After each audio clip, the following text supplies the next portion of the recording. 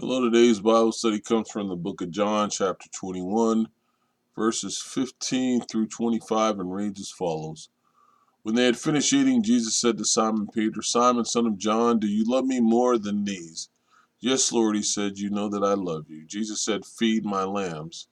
Again, Jesus said, Simon, son of John, do you love me? He answered, yes, Lord, you know that I love you. Jesus said, take care of my sheep.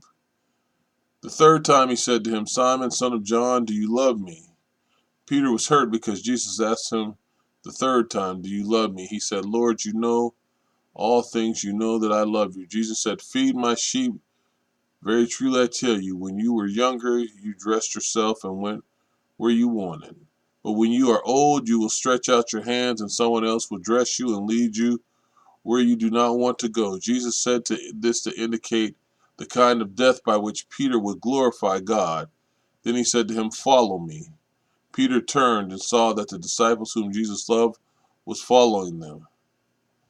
This man was the one who had leaned back against Jesus at the supper and had said, Lord, who is going to betray you? When Peter saw him, he asked, Lord, what about him? Jesus answered, if I want him to remain alive until I return, what is that to you? You must follow me because of this.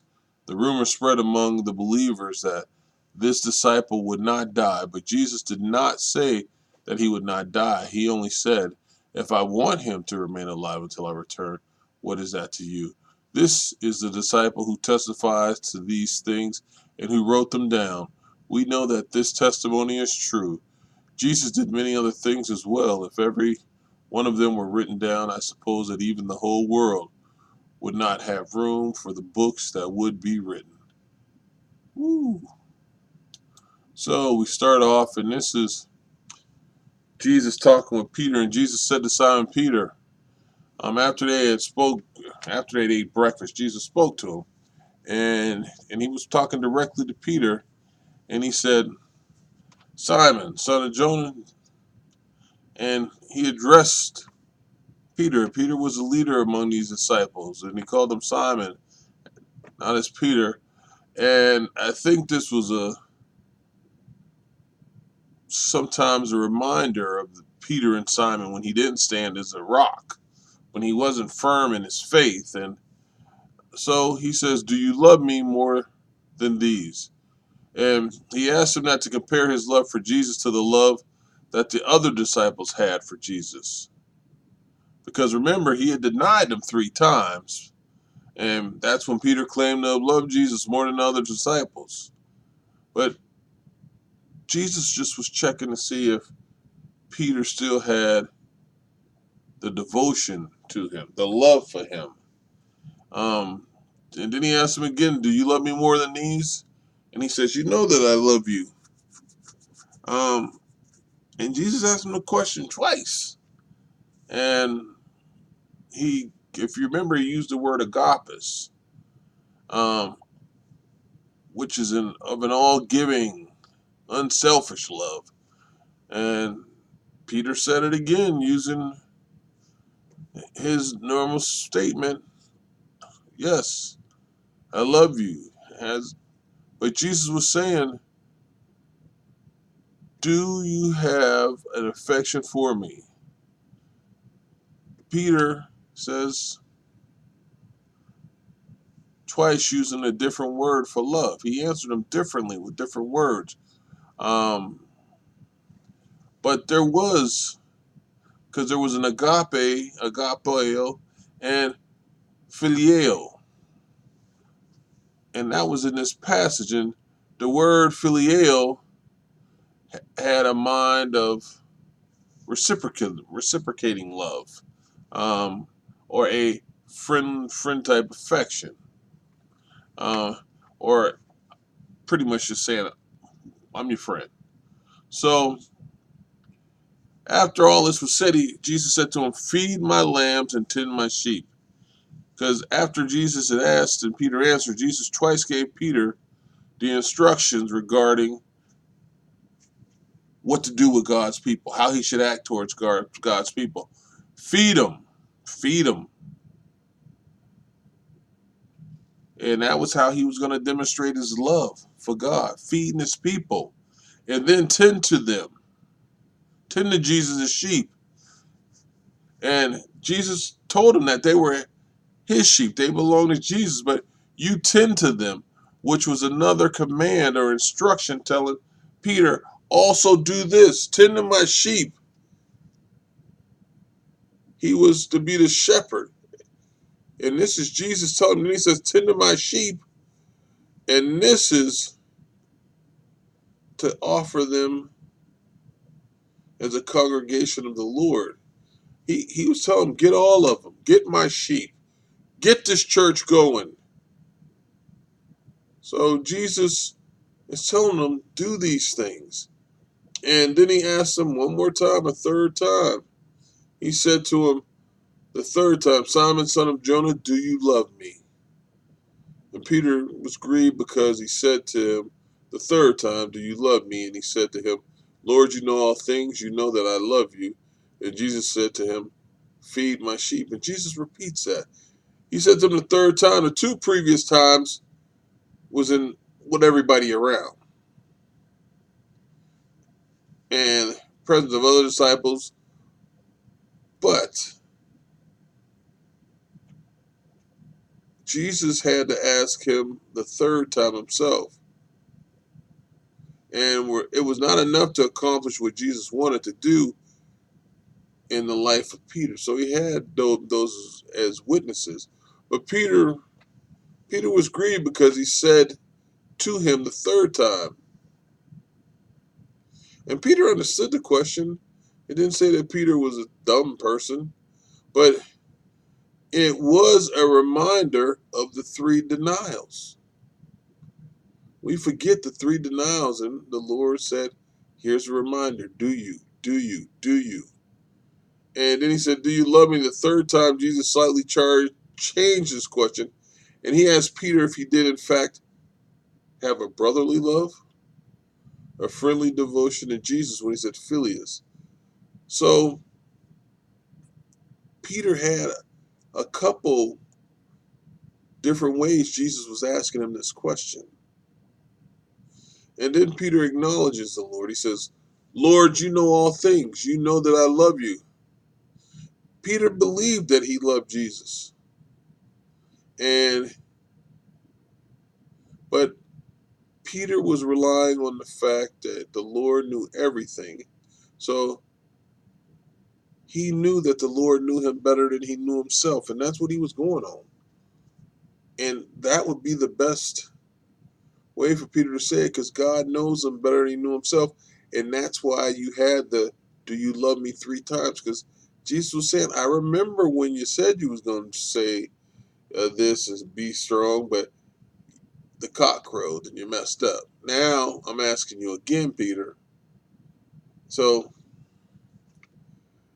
he answered him and he said, feed my sheep.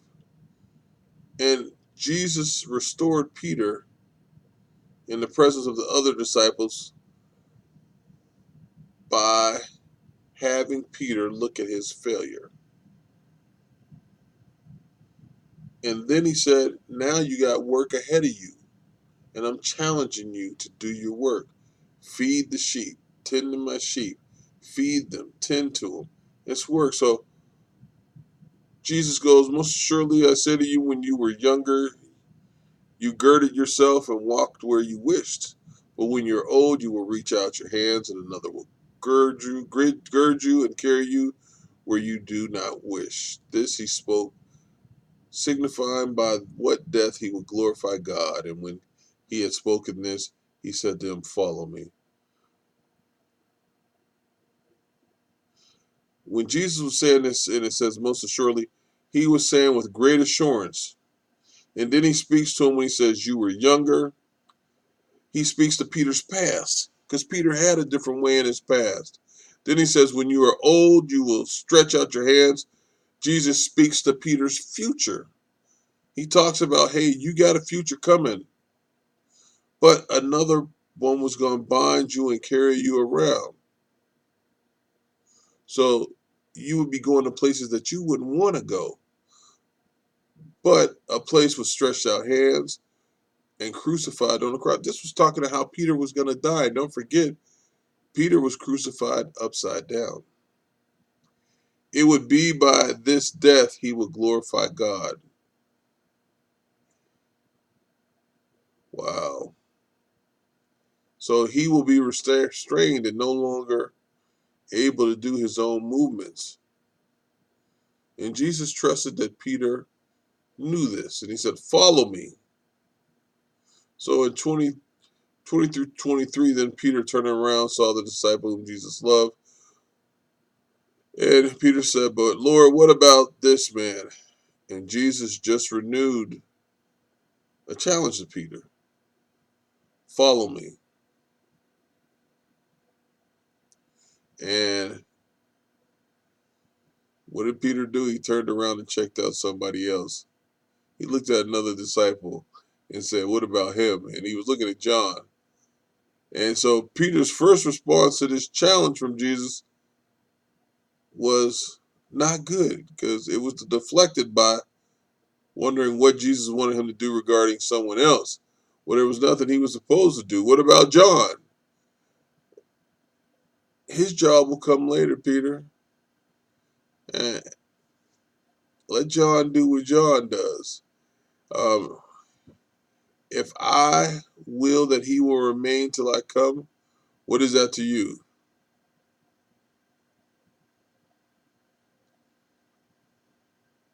Jesus just was telling Peter, consider the possibility that he might have entirely different places to go and a different way to do it and a different destiny than you, Peter.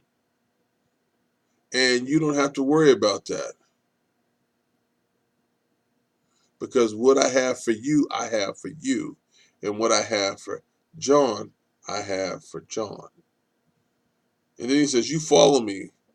And this was a strong challenge to Peter.